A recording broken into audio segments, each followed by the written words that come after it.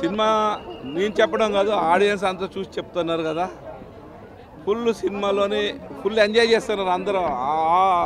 ఎంతవరకు ఉన్నారో అంతవరకు మొత్తం ఆడియన్స్ అంతా ఎంజాయ్ చేస్తారు. ఇంటర్వెల్ తర్వాత సినిమా చాలా హైప్ వచ్చింది.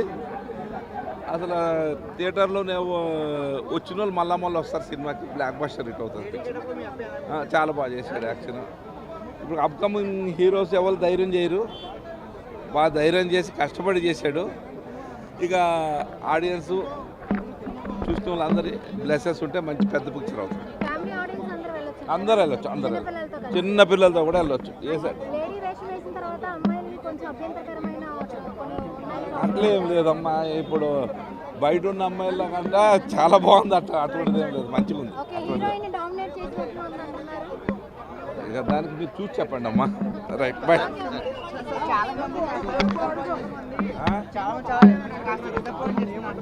ఇక ఉంటారు, నీ చేతుకున్న ఏళ్ళు ఐదు రకాలుగా ఉంటుంది. అట్లాంటి వాళ్ళు కూడా ఉంటారు కదా.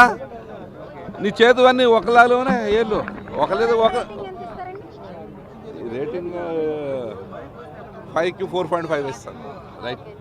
ఏమి చెప్పమంటావో సోను మోడల్, నీకన్నా నాకు నచ్చిందే లైలా మోడల్.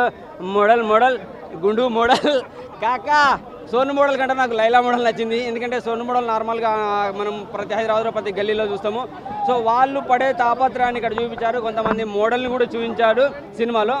సో వాళ్ళు ఏదో వల్గారిటీని క్రియేట్ చేద్దామని కాదు, వాళ్ళలో ఉన్న టాలెంట్ను బయట పెట్టడం కోసం మోడల్గా వాళ్ళు అవతారం ఎత్తేసి మనని ఎంటర్టైన్మెంట్ చేస్తున్నారు. ఎక్కడ ఏ గల్లీ మోడల్ అయినా సరే వాళ్ళని ఇబ్బంది పెట్టొద్దు, వాళ్ళని ట్రోల్ చేయొద్దని అప్పుడప్పుడు ప్రెస్ మీట్లో కూడా చెప్పాడుగా. రియాలిటీ అండి, వాళ్ళలో ఉన్న తపనని, వాళ్ళలో ఉన్న టాలెంట్ను బయటకు చూపించడం కోసమే సోను మోడల్ లైలా మోడల్గా అవతారం ఎత్తాడు. చాలా బాగా, జస్ట్ ఎంటర్టైన్మెంట్ అండి.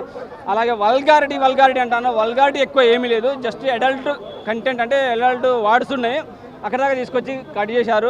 18+ అని చెప్పారు కాబట్టి ఖచ్చితంగా సెన్సార్ సర్టిఫికేట్ కూడా అదే ఉంది కాబట్టి సో ఆలోచించుకొని వచ్చేయండి. పిల్లలతో వచ్చేసి పిల్లలు చూడలేరు కదా అని మళ్ళీ మీరు ట్రోల్ చేయాల్సిన అవసరం లేదు. అలాగే పార్టీ పరంగా ఏదో టర్న్ తీసుకుంటా అంటున్నారు. జగన్ అన్న ఎక్కడ అతను ఇబ్బంది పెట్టాడు.